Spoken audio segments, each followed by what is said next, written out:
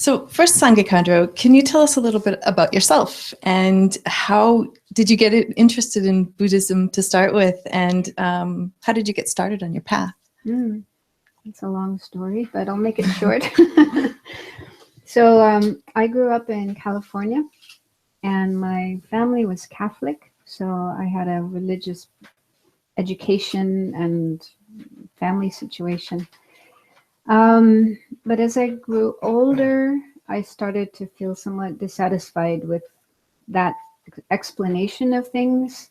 So when I was a teenager, I started to read books from other religious traditions, and I felt very interested and attracted to Eastern religions, such as Buddhism, Hinduism, Taoism, and so on.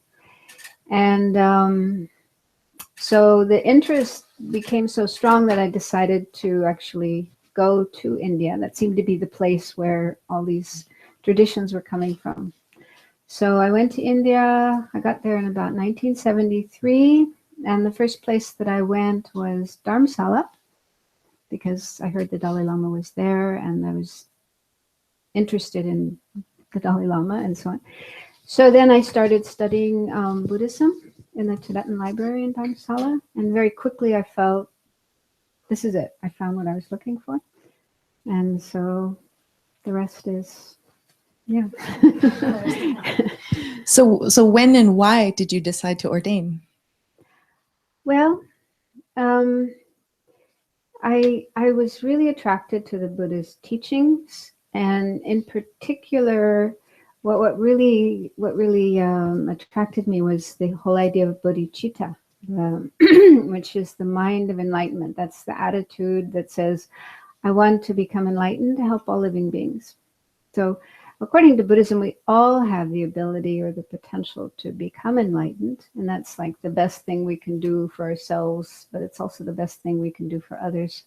So when I heard about that, I thought, wow, this is amazing. I can't imagine anything better than this.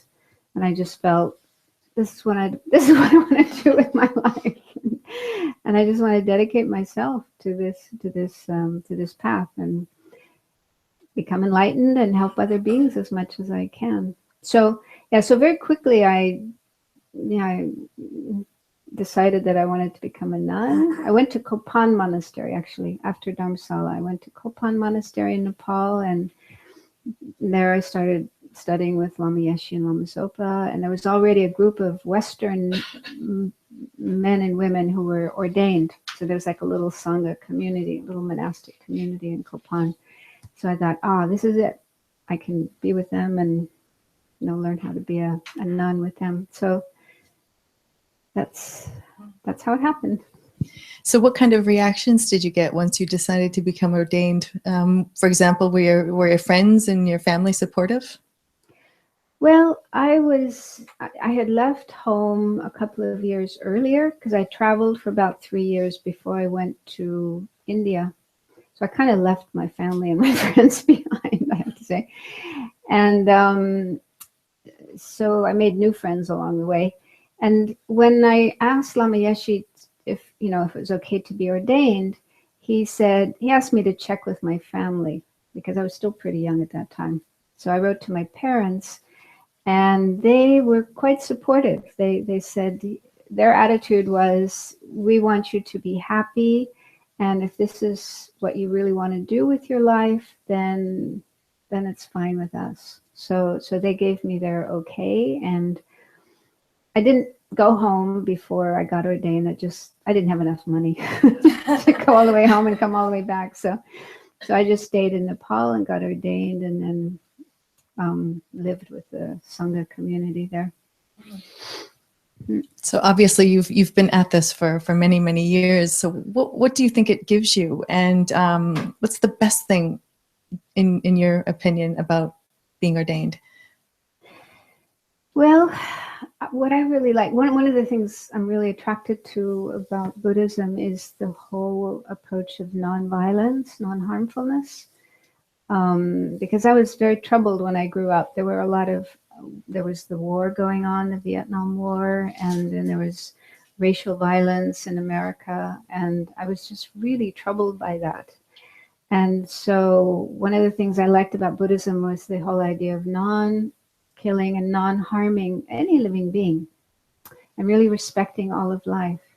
And that's the basis of our vows as monks and nuns, is to live a non-harmful life as much as possible. And so it really, when you take the vows, it really makes you more aware, more mindful of what you're doing with your body, your speech, your mind, and really trying to live a life that doesn't cause harm, doesn't cause suffering to others.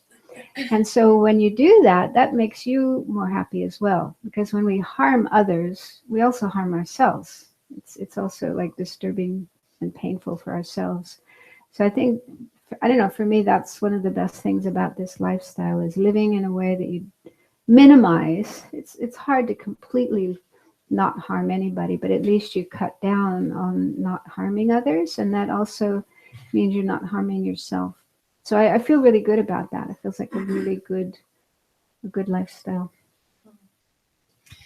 So getting back to talking about meditation a bit, in your book, when you first got interested in Buddhism and started studying meditation and started meditating yourself, did you find it difficult? Oh, yes.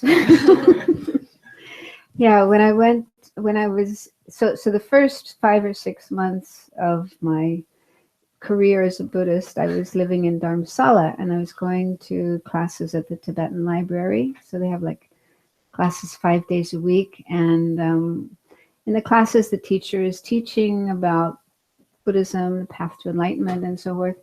And usually at the end of every class, the teacher would say, now go home and meditate on this. But there was no instructions on how to meditate.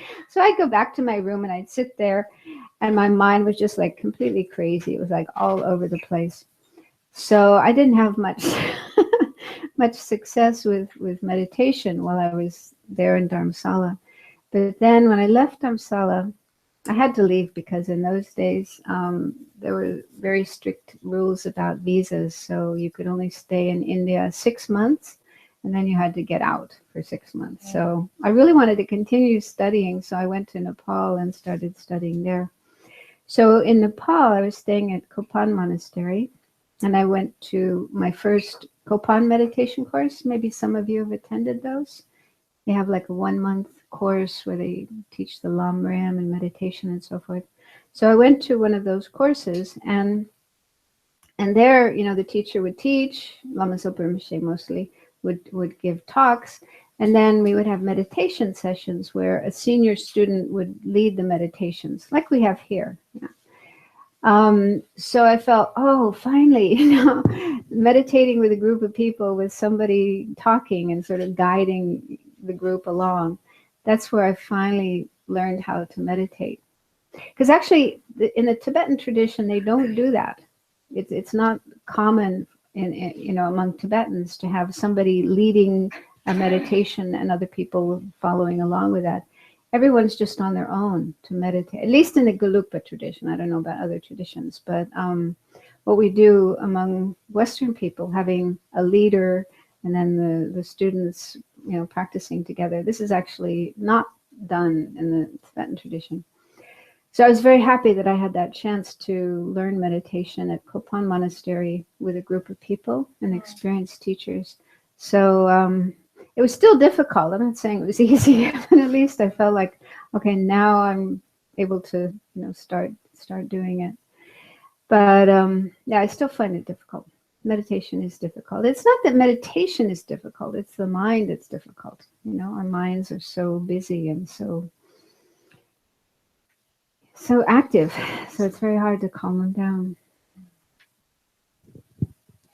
So when did you decide to write the book, and how was the process around writing? Were you able to draw on your own experiences? Okay, so now the book, which is the topic of tonight's event. So in the 1980s, early 1980s, I was living I had already come back to the West, and I was living in England in a big Buddhist community in the north of England. Lisa was there too. Yeah? Manjushri Institute. So it was a big community with about 60 people, I think, including kids and monks and nuns and so on. And so I was there to study. There was a very good study program going on, but I was short of money, so I had a chance to work part-time for Wisdom Publications, which was just starting up. This is a publication company within our organization, FPMT. So they were just starting up at that time. And so I worked for them as an editor for a while, and that helped me to support myself. And then one day the directors of this company made the suggestion to have a book about meditations and other practices like prayers and so forth that we usually use in our centers. That is the centers of Lama Yeshe and Lama Zopa Rinpoche. And so they asked me if I would do that job. So I said, okay, sure. So I started, there was already a booklet that had been made by another nun, an Australian nun named Wendy Finster. So she had put together just a little booklet of some of the common meditations and prayers and so forth that are used in our organization. But they wanted me to expand it and add more material. So I started working on that. And then one of the main editors, Venerable Robina, who I think has been here before. Some of you may have met her, very dynamic, dynamic little nun. So she was the main editor on Wisdom Publications because she comes from a family. They had a family business in publishing, so she was very, very experienced in publishing and editing and so forth. So she had the idea that she said, you know, there's a lot of interest in meditation in the West, and there aren't many books available on it. So why don't we make this into a proper book that we can sell in bookstores? So then the idea went from just being a little booklet that we would use in our own centers to being a book that could be sold in bookshops. So then the project really grew. And so the whole project took a couple of years, I think, because this is the days before computers. So every time we made changes, the whole thing had to be retyped on typewriters. Remember those typewriters? Oh my God, I'm so grateful for computers because now you can make changes very, very easily. So I don't know how many times I had to retype that whole script whenever we change things. So it was a long process. And anyway, finally, after, I don't know, 2, 3, 4 years, it was finished and it was published in 1984. And I was really surprised that it became so popular. It's been republished a number of times, translated into a number of different languages, and still people are buying it. So that was a big surprise to me. I didn't really expect it because it wasn't my idea to sit down and write a book. It sort of came about accidentally by various causes and conditions. And it just so happens that my name is on the cover, but actually, and I really want to say this, that you know, I am very, very grateful to so many people for this book to come into existence. First of all, the Buddha, because everything that's in the book is from the Buddha originally. His teachings coming from his realizations. And then all the masters from the time of the Buddha, the Indian masters, the Tibetan masters who passed on his teachings to the present day. And then, of course, my own teachers, especially Lama Yeshe, Lama Zopa Rinpoche, and many other teachers, His Holiness, of course, from whom I learned these teachings, because I didn't know this material when I was born. I didn't know it when I was 5 years old or 10 years or 20 years. So I learned it all from my teachers. So I'm really, really grateful to all of them. And then, of course, Venerable Robina, who had the idea of the book and, you know, was giving advice along the way and suggesting changes and edits and so forth. And there were many other people as well who helped with suggestions and so on and so forth. So I don't feel right to take all the credit myself, even though it's my name that's on the cover. There were many, many other people. And now the Danish version is available, thanks mainly to Lisa Latta, who's been working many years to translate it into Danish language. And I think Maria and Jetta also helped with, proofreading. proofreading, checking, and For so on? sure. Yeah. Yeah, okay. So there's many, many people. It's a dependent arising. It arose from many, many, many causes. So what do you hope that readers will gain from it? And is it primarily for beginners? And you just answered this a little bit, but what kind of feedback have you also received on it during the years? It's a book.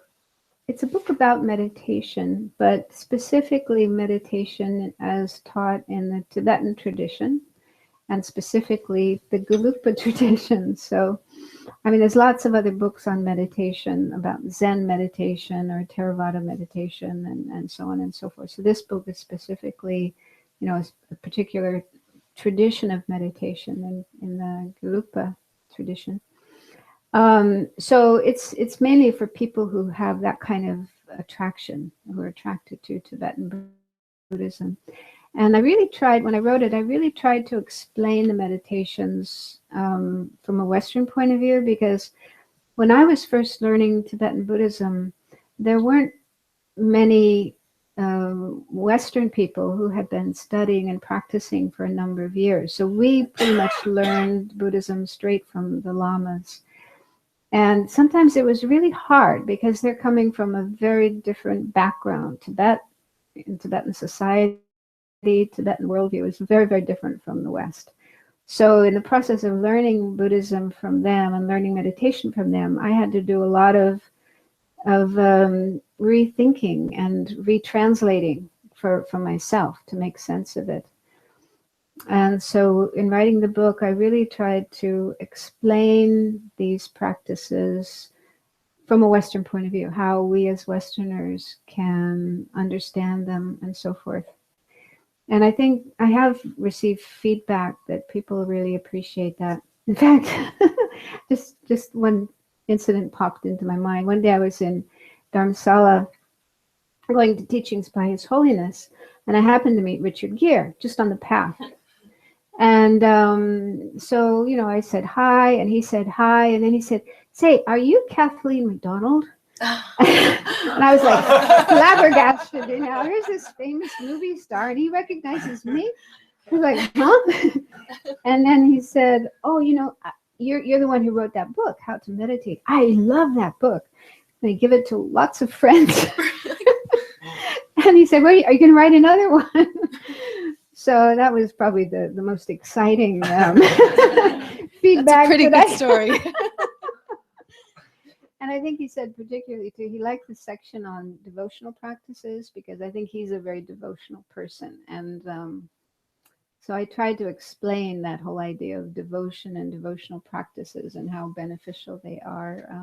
So I think he really liked that section in particular. That's pretty good feedback, I think. So how often do you meditate yourself, and what's your routine? Well, I really try to practice every day. Sometimes it's a little hard when you're traveling, 20 hours on a plane. But yeah, I mean, in our tradition, in the Tibetan tradition, as probably many of you know, there are tantric practices, and when you receive initiations, for example, Lama Zopa Rinpoche came here 2 years ago and gave the Medicine Buddha initiation. And there's sometimes a commitment that you have to do a certain number of mantras or some prayers or so forth. So over the years, I have accumulated a lot of these commitments. So I have several hours of prayers and mantras and practices that I have to do every day. And I'm very serious. I take them seriously. So even when I'm on an airplane, I still, do those practices. So I always do that every day. But as far as formal meditation goes, that's a little harder to do on an airplane. But when I'm at home, I do try to do some meditation every day. And that's one reason I like teaching as well, because when I'm teaching and leading retreats and so forth, that gives me more opportunities to meditate, because I have to meditate when I'm leading a guided meditation for other people. But I would like to meditate more. And I love the times when I can just take off and do retreat. There you can really focus on meditation and meditate many hours every day. So are there still parts of it that you struggle with? Oh, yes. Especially when I'm not in retreat and I'm living in a city and busy. And then, yeah, there's lots of thoughts coming up when I try to meditate, and sometimes some emotions coming up as well. But then that's part of the practice. Part of the practice is learning how to deal with your thoughts and your emotions. So you have to reach a pretty high level of development to no longer have thoughts and emotions disturbing you. So I'm not there yet. So I'm still struggling with those. But then I feel that's good as well, because these are the kind of problems other people have. So if I'm dealing with them on myself, then I'm better able to help other people deal with them. So what would be your best advice for beginners who are wishing to learn to meditate? Don't give up. Meditation is not easy, and I think a lot of people do start off practicing meditation, but after a while may give it up because it's hard.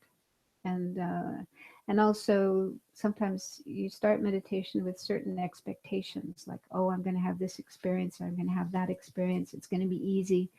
So that's actually dangerous. The lamas say, don't have any expectations, just do it.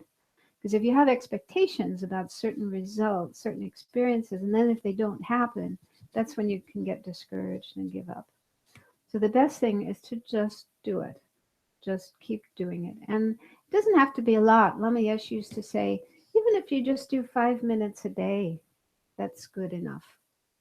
Yeah, so I think everybody should be able to find it at least 5 minutes to do some meditation. And I mean, it's been proven that it has many beneficial effects on your health, on your physical well-being, your mental well-being, your relationships with others, and so forth.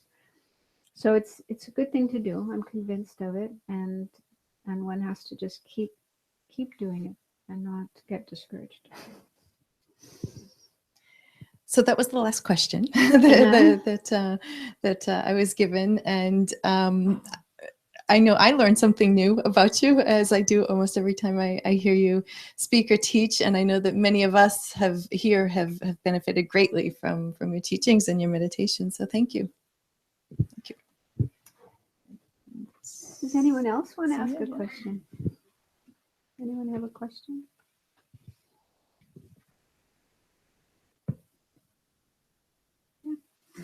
I was thinking, I'm from India. I grew up in in a town where there was.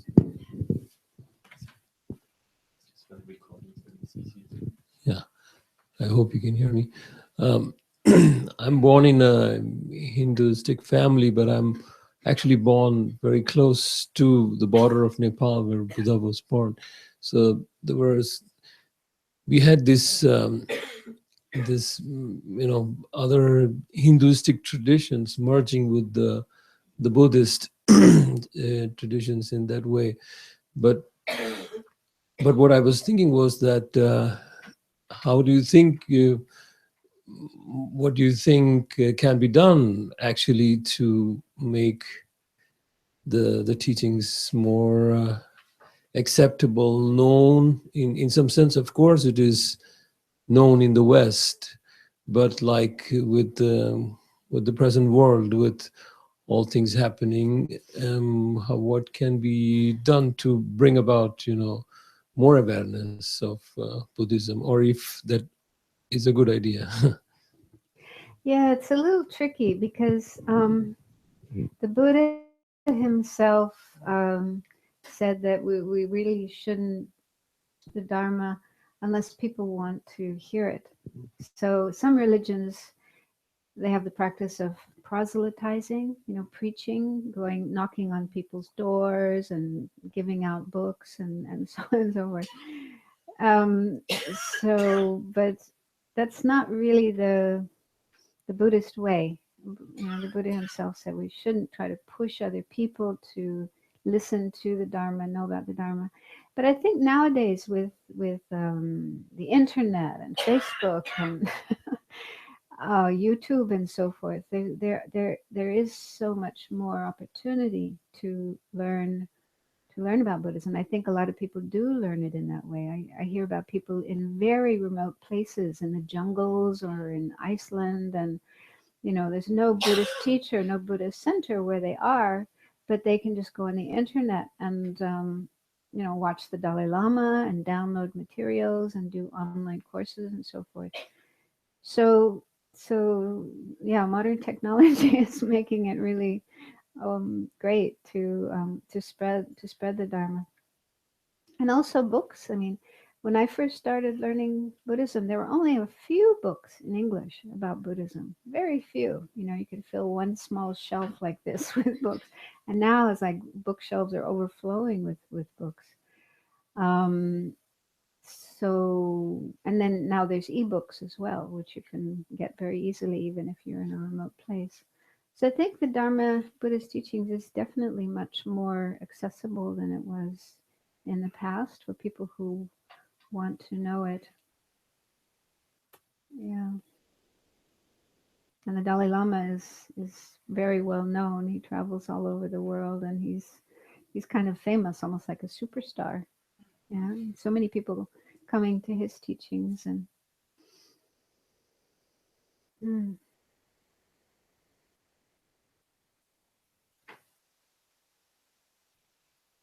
Any other questions? Yeah.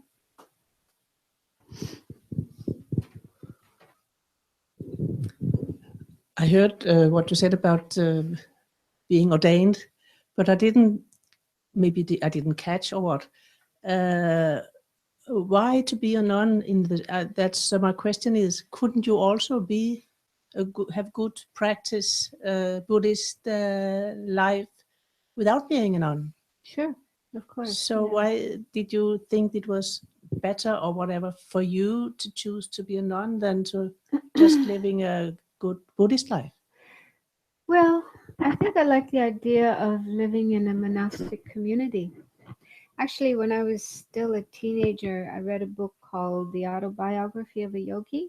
I don't know if you know that book, written by Paramahansa Yogananda, a great Hindu yogi. And when I read that book, it really felt like I had this feeling inside me that is what I'm meant to do with my life. In other words, live a contemplative life. And I was never really attracted to getting married and having children and having a job and that lifestyle. That never was interesting for me. And I didn't know what I wanted to do. I was like, what do I do with my life? And then when I started learning about spiritual life, contemplative life, I really felt that is the way for me. So I think it's more like each person has to find the way that works best for them. Yeah. So for sure, I mean, there's many people who are married, have children, have a job, and they still live a very, very good contemplative spiritual life. So Can live without getting married and have children. Okay, also single. So, I mean, yes, many possibilities. Many possibilities. Yeah. Yeah. I don't know. It was almost like I felt drawn. I felt attracted. It was almost like I didn't have a choice. This was the right way for me. So maybe I was a nun in past lives, and it was just like coming back to something I'd already done. I mean, the Buddha himself, some of his followers were monks and nuns, but some were lay people, some were married, some were not, some were kings, some were prostitutes. I mean, they had all kinds of lifestyles. And, there's a way to practice to follow the spiritual path in whatever lifestyle you are following.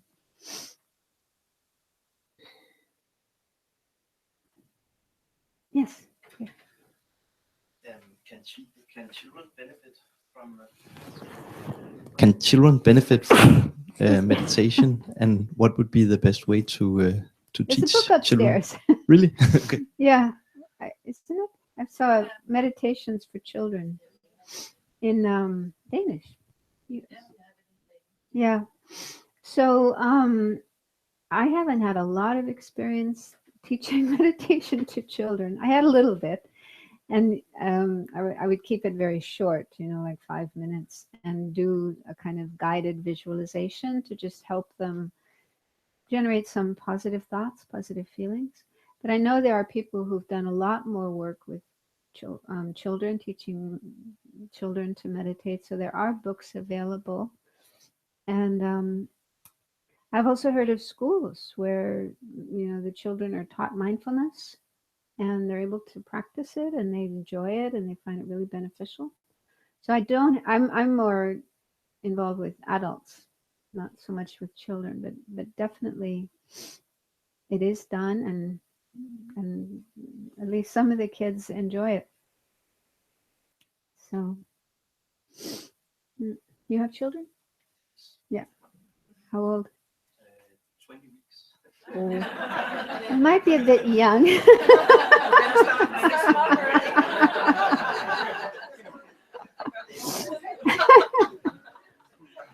But you know what some parents tell me is that, the children will sometimes come like if you're sitting there and meditating, they will want to come and sit there with you.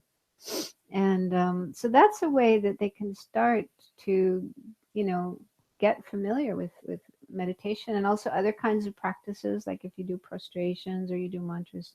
So they can, because children like to do what their parents are doing. So it's never too early to start sharing those things with your children, but not in a non-pushy way. I think that's really important, not to force them to do these things, but they might just enjoy doing it on their own. Have any of you had experience with that, teaching meditation to children? Your children, or no? Stefan is teaching a family retreat in the summers. So families bring everyone, Mhm. and then they find different situations that the doors are open, children and parents come and go. Mhm. So it becomes a normal part of their life, so that the parents don't have to close the doors and confuse their children. But then this becomes a normality, and then they bring it into the kitchen or to the playground, or to the beach. So apparently, because now our students from our Sangha are now growing up, having families, and then they realize it's affecting their practice. So how can they reincorporate the practice into their families? And I understand Thich Nhat Hanh also has that tradition of family retreats and not leaving out the children because they're noisy, but including them and teaching them walking meditation and other kinds of practices. So.